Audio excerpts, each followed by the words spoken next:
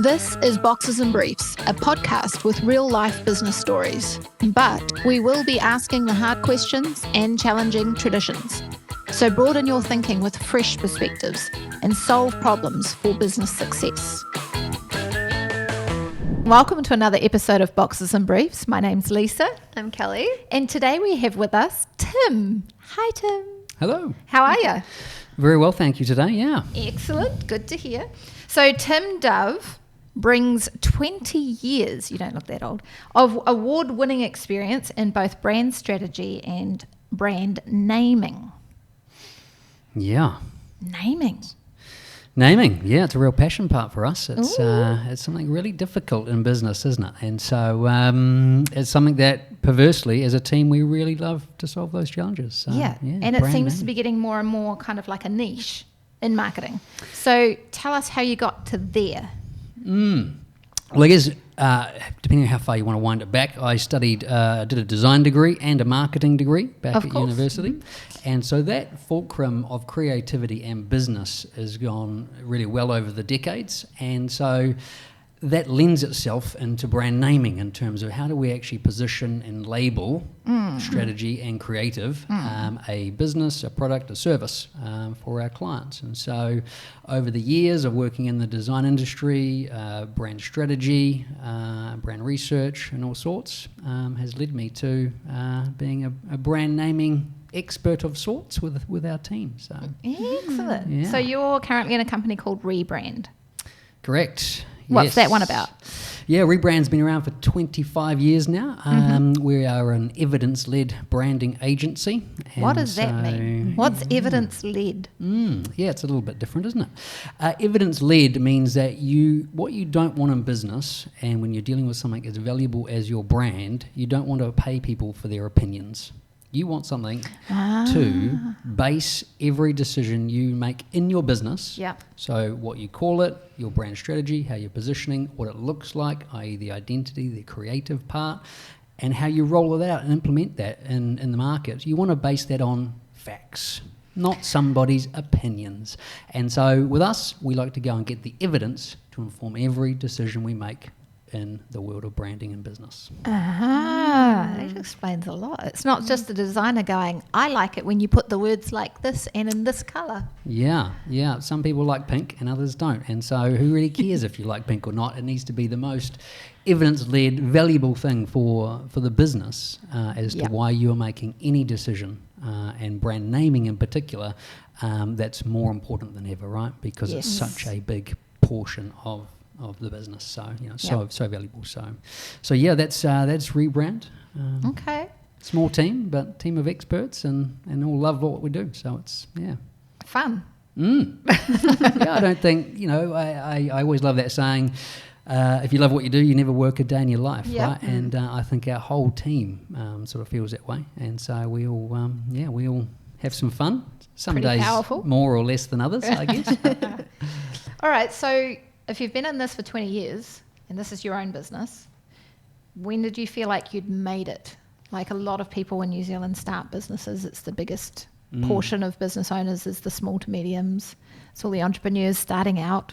When did you know you'd made it? Yeah, it's a long journey, isn't it? Yeah. And I didn't start the business, so I came into it with our creative director and one of our senior designers. They were there and started it 25 years ago. And I'd worked with them for a long time, and eventually I became a director. And we realised, to cut it short actually, I realised we were a success when we were one of the few, not one of the many. And let me unpack that. Yes, please. In terms of when we jokingly say we went through a rebrand process, we went through a branding process and rebranded ourselves to Rebrand. And so confused everybody. But what that meant was that we could then distill and package and position and tell ourselves our story in a really unique and powerful way. And what that meant is that we could use our brand to be one of the few, i.e. at the top of the food chain, as it were, or own the high ground. And we talk about a lot with our clients. And that is because you just have a brand and therefore a business that is really powerful and succinct and attracts customers to you. Right. And so that is when that snowball effect starts. And so the years after we went through our own brand rebranding process, people start to say, yeah, I know you guys. The caliber and quality and size of clients started growing. And so you go, oh, so it's probably not one single event that I thought, wow, we've become a success. It was just sort of these many touch points and sort of indications that actually, yeah, we're onto something here. I guess the difference is you started off with an intention. Because a lot of people will just be, oh yeah, I'll give this a shot, and then they just sort of keep falling forward through all of their decisions until, oh, now I really feel like a business owner. Yeah. Whereas you guys have done we're not going to be everything to everyone. We're going to be at the top, which means maybe instead of doing 1,000 proposals a year, you might only be doing 10 to 20. Yep. But you're at that top part. So you've intentionally put yourselves there. 100%. And honestly, Kiwi companies are terrible being everything to everyone, right? And just become so generic that they also can't then tell their brand story, and particularly through a name. And so to niche down and become known for a thing is extremely valuable in terms of your brand and therefore your business. And so by doing that, that was a key demarcation of being a success as an entrepreneur for us. And culminated in then, I guess a couple of years ago, had our biggest ever client come to us and did a major piece of work, which isn't even live yet, actually. So bring on next year. But many indicators of success, but started by, I guess that process of understanding, distilling, and rebranding ourselves to tell our true story and differentiate from everybody else. So therefore, one of the few. You've got to do it yourself if you can't do it for other people. Yeah. Yeah. Yeah, it's really great because people see brand as change. If they're going to evolve it, it's change. They've had something for decades. And so they're really worried about losing the mana, the value they've got within their brand and equity, and amongst staff, and amongst customers and stakeholders. And so, by going through it ourselves, we can speak to that firsthand in terms of, we know. Yeah. We know it's scary, but hey, if we do this, and this, we know how to mitigate that as well. Yeah. So you can, firsthand experience is probably the best, right? So absolutely. Well, there's all the good stuff. What about the bad stuff? What are the big lessons and hardships that have taught you things that you can share so other people don't have to do it? Yeah, no, I got taught a good lesson. It actually wasn't in this business. So I guess I'll tell you a story. Love if I can. Story. What frustrated me about being a designer when I was younger was it's just time for money. And my whole family's really entrepreneurial. And sort of how do we grow a business that is, A, not so dependent on you, i.e. the time problem, and B, you can grow and sell. And so I always was frustrated with design at that point, that I couldn't really do that or see it, or I couldn't, even a business I couldn't kind of see, it was still exchanging time for money. And so I was in London doing branding and branding agencies, and I saw all the taxi media they've got there. Huge, valuable piece of, outdoor You mean like the little things that sit on top of the taxis? Yeah, over there they've got full wraps. They do all sorts of crazy outdoor initiatives in terms of outdoor advertising. And so I was like, I could take that back home. And so I set about doing that, and I set up New Zealand's sort of first taxi advertising media company across the country. And look, first campaigns, 6 figures, thought I've cracked this. Brilliant. But over the next sort of 4 years, it wasn't a passion of mine, and it was really difficult in terms of advertising industry, the taxi industry, just there's problems with it, right? And what I realised is I didn't have the passion to kind of care enough to sort of dedicate myself year in and year out to solve those problems and so forth. And so in the end, it nearly pushed me to bankruptcy, to be honest. And so that's when I shut it down, wound it up, and got back into what I knew I loved. And the key point there is, in our world, clients love us. They value us. We're part of their team, and the value we add to their business. Yeah. Versus that industry of selling media, I was just a commodity. You're just a middleman, really. And that's why I didn't like it. So, but I learned a big lesson. Get involved with what you love doing, you're passionate about. You can work as I said before, I don't work a day in my life, right? Because you Yeah. love what you do. How did you figure that out?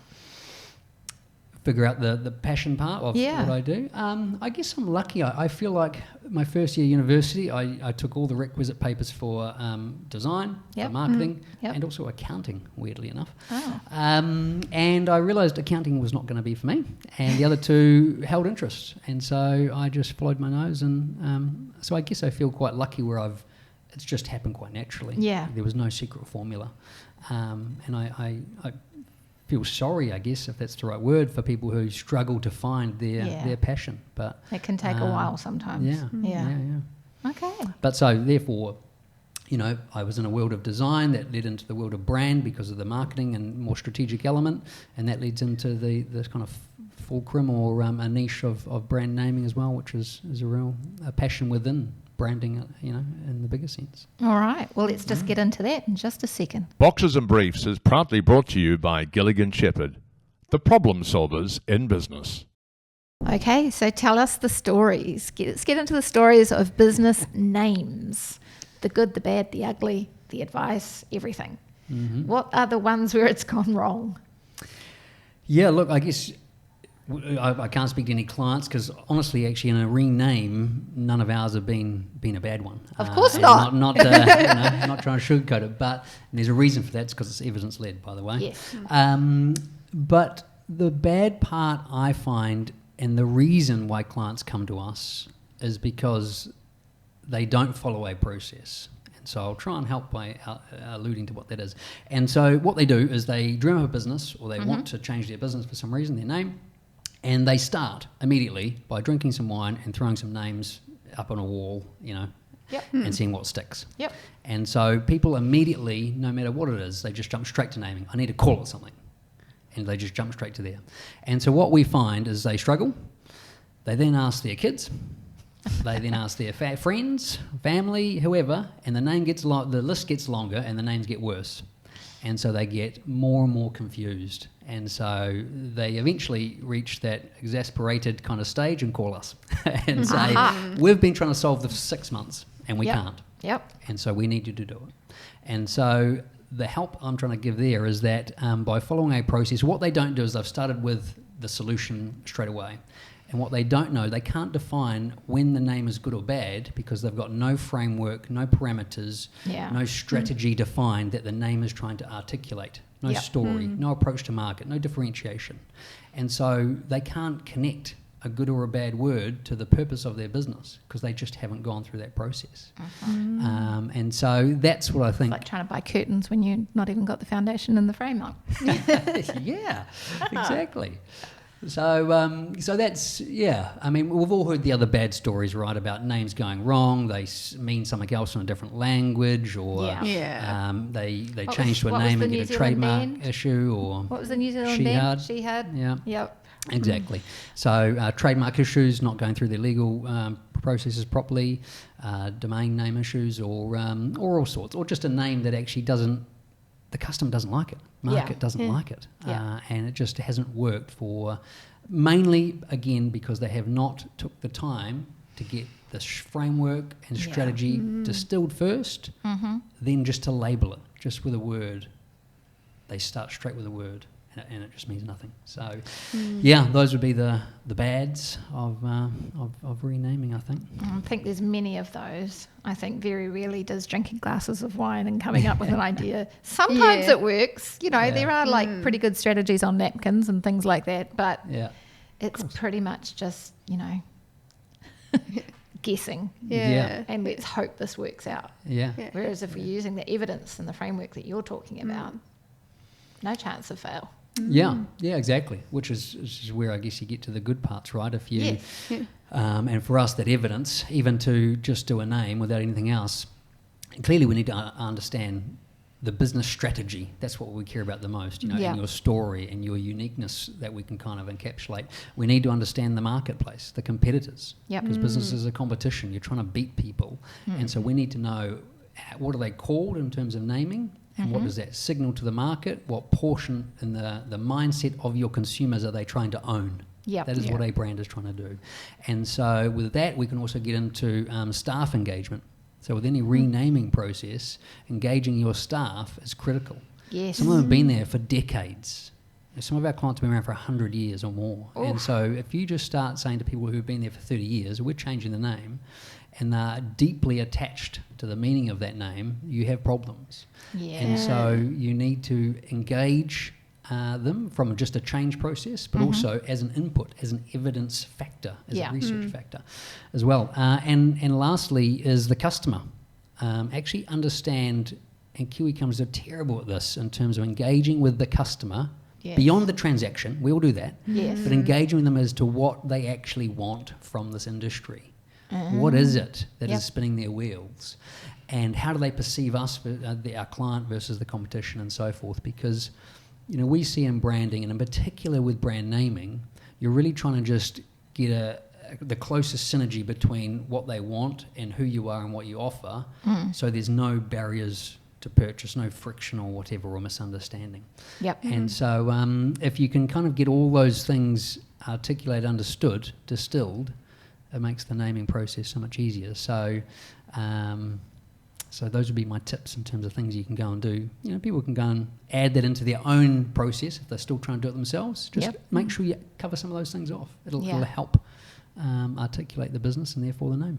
So what are the great examples that you've got for us? Tell us like what the name was and what it is. And Okay, I'll speak to a specific case study for that one. We had a client in the freeze-dried food space, Okay. so FMCG space. They were called Absolute Wilderness.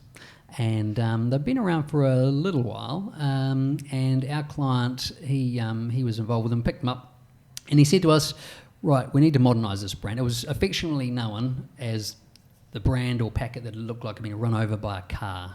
It was like you couldn't read it. It was just outrageous, and it was all sort of black and anyway. And so they said to us, look, we don't know if we need to change the name, but we certainly need to modernise the whole identity and so forth. So we went through our evidence process, sort of rebuilt the strategy and rebuilt how they were targeting kind of elite athletes. okay. Yet the market is all hunters, hikers, trampers, your weekend warriors that are like 95% of the market, right? Yeah. So we had to change that in terms of the strategy. So then we get to the point of saying, okay, at this point with this new strategy, does the old name, is it most strategically aligned or most valuable to us to move this whole business forward? And the answer resoundingly was no. And so what we understood from the discovery session with the client and some deep work was that they actually make meals. They have a chef that makes these meals. Oh. The competitors don't. And so they make it like you do at home. They just bigger quantities, portion it out, freeze dry it, put it in a packet and you eat it. You know, rehydrate it and eat it. And so they have a chef, a real chef there doing the work. When we spoke to the marketplace, we also knew that taste was the biggest consumer driver in terms of purchase preference. And so by taste can mean different things. You know, it's homemade, it's nutritious, it tastes good, it's like real food, and so on. And we sort of strategically worked all this out anyway. And so in the end, we call them real meals, which is nothing amazing. It's not rocket science, but it's the fulcrum of consumer demand for real food that is nutritious and tasty. Yep. Taste being, because if it's not real, if it's like some of the competitors where it's assembled food, it doesn't have a complexity of a meal. It just sort of tastes a bit off. But you know, and so and between that and they have a real chef making you real food, it was this perfect synergy. And so post all that, post rebrand, post repackaging, you know, websites and all the rest of it. Their sales tripled. And they've kind of since gone and looking to 5x on that again. So it's been a great example of the brand process and particularly a name that's really resonated and stood out in markets. So, Nice. That is a good one. Yeah. Absolute wilderness to real meals. Yeah. It sounds like it would be over a glass of wine that you could come up with that. But That one, I mean, that one's a real, it's a kind of, we call it a what name. You know, you can have what names and why names. So what is like what you do, rebrand. Yeah. It is what we do. Yeah. And but you can have why names that are much more, you know, emotive and selling the dream, as it were. And so with them, the chosen route was a kind of a what name. It's a real meal, is what I'm buying. Can I ask, when you see different business names, just not clients that have come to your questions or conversations, you're just out and about and you see different advertising and branding, do you go, well, that's a stupid name? Do you have like that judgy mind on when you're looking at names? I'd be lying if I said I didn't, wouldn't I? Yeah, no, you always are. I guess in our world, you are always thinking. Yeah. And so anytime we're seeing our 10,000 messages a day or whatever, and so you are, I guess we may think we're more aware of those than others, but so therefore you are judging name, brand, appearance, positioning, messaging, all of it. So, yeah. But equally, on the flip side, you respect a lot of it as well, you know? Yeah. You see good work. Yeah, absolutely. Yeah, there's a few really good examples out there, I reckon, at the moment. Yeah. All right. So for any of our listeners who are considering starting up their own business and they're going to have those glass of wines and try and throw something at the wall and see what sticks, what's the advice? Because I know the one that I've heard is about don't use your name in a business because if you're trying to build it for sale or this, that, the other thing, is there any kind of advice around do's and don'ts? Yeah, and there's a little bit of horses for courses, isn't there? I mean, you look at, there's some major companies after their own names, of course, you know. Barfoot and Thompson first comes to mind, I guess. Yes. Things like that. So it's not that it's not possible, but I agree. I personally don't like, and none of the renames or new names we've done have ever followed their personal or surname. Okay.